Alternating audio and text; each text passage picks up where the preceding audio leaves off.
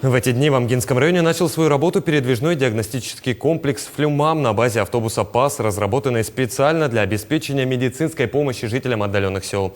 На прошлой неделе флюорографию прошли старшеклассники школы Амгинского наслега, а также жители отдаленных сел до села Анес. Ну а в эти дни медосмотр проходят жители Абагинского, Битюнского, Чапчелганского наслегов.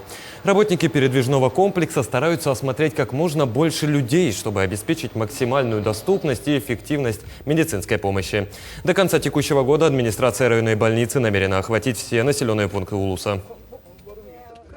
Данная техника нам очень нужна тем людям, которые не могут выехать в центр для ФЛГ.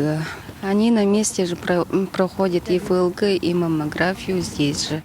Общий охват населения мы должны сделать 4500 населения. На сегодня, на этой неделе тоже выезд Абага, Битюнь, Чапчелган сейчас работает.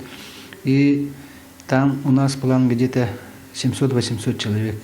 Итого за 2 недели, за полмесяца мы охватим 1500 населения.